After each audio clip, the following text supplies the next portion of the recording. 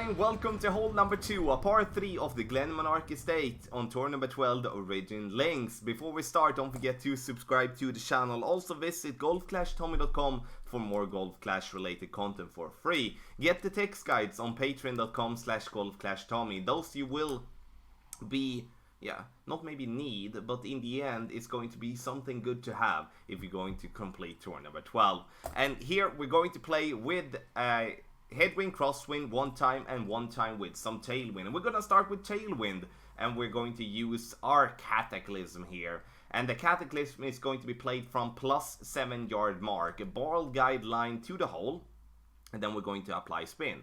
I'm using 4.5 bar backspin here. If I do have more tailwind than I do have crosswind. If it would be going towards more crosswind, I would reduce playing approximately 4 bars of backspin and then minor tweaks here and there based on that.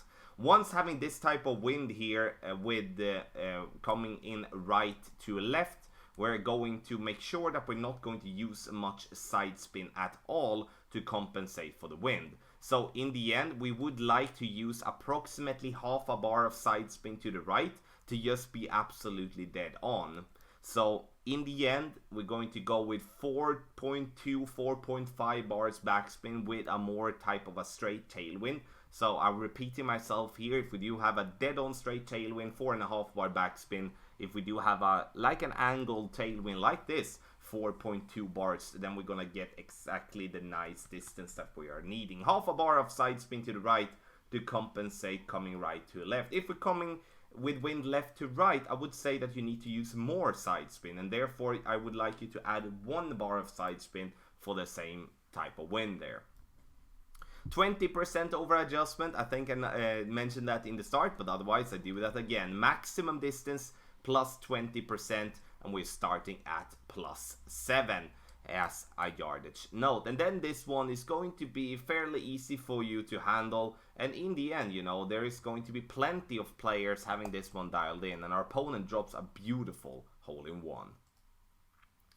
Second thing to check, and here we do have a headwind and a crosswind. The problem is though, having a headwind here is going to make you go in between club, and that is not something that we do want to do. So I am at least going to play on the left hand side here, using backspin on my apoc, and then curl myself towards the green.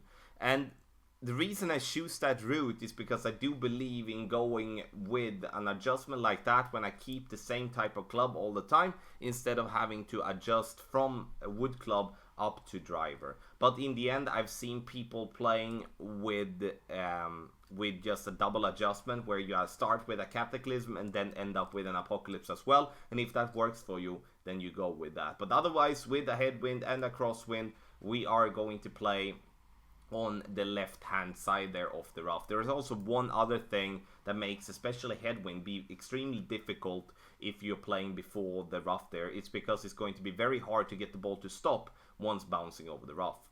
Now in this type of adjustment, we're going to adjust 20% extra in between minimum and medium distance, and we are adjusting that by looking at the second bounce to be above the bunker. On the left there. Very important that you give yourself some room, as otherwise you're going to get stuck into the bunker, and then that's going to be obviously not the best thing to do.